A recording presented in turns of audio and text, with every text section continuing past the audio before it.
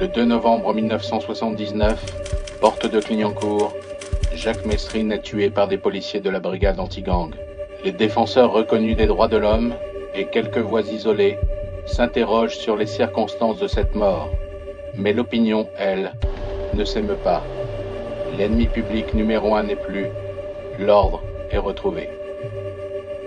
Les policiers de l'Office de répression du banditisme ont tendu tout à l'heure un véritable guet-apens à celui que l'on considérait comme l'ennemi public numéro 1. Jacques Messrine, en cavale depuis le 8 mai 1978, a été abattu tout à l'heure à Paris, porte de Clignancourt. Certaines personnes pourraient dire qu'il y a d'autres manières de vivre. Mais je n'avais plus tellement le choix non plus. Et à la finale, j'ai assumé ma criminalité jusqu'au bout. Et je considère que c'est pas si mal que ça, d'aller jusqu'au bout. Et c'est ce qu'il faut dans la vie. 15h15, cet après-midi, porte de Clignancourt à Paris.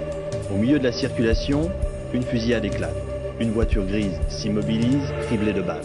À l'intérieur, tué net, Jacques Messrine et sa compagne, grièvement blessés par les policiers de l'Office central de répression du banditisme qui avaient tendu un véritable guet-apens à celui qui, depuis plus d'1 an et demi, faisait courir et narguait toutes les polices de France. Celui que l'on appelait l'ennemi public numéro 1 avait le corps criblé de balles, le visage défiguré. Sa ceinture de sécurité était bouclée. Visiblement, il n'avait pas eu le temps d'esquisser le moindre geste.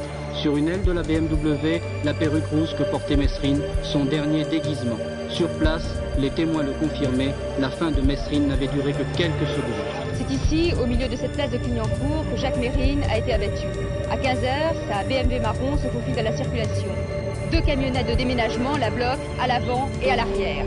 Des rafales de mitraillettes partent de l'arrière de la première camionnette. Jacques Messrine s'écroule mort sur son volant, sans avoir eu le temps de dégoupiller les grenades qu'il portait sur lui.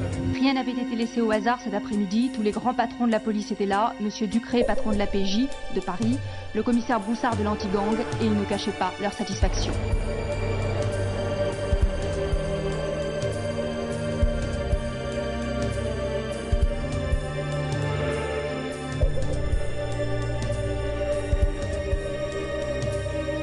Certains font faire de moi un héros, quand en fin de compte, il n'y a pas d'héros dans la criminalité. Il n'y a que des hommes qui sont marginaux, qui n'acceptent pas les lois. Parce que les lois sont faites pour les riches et les forts. Moi, j'ai choisi d'être aisé par le crime.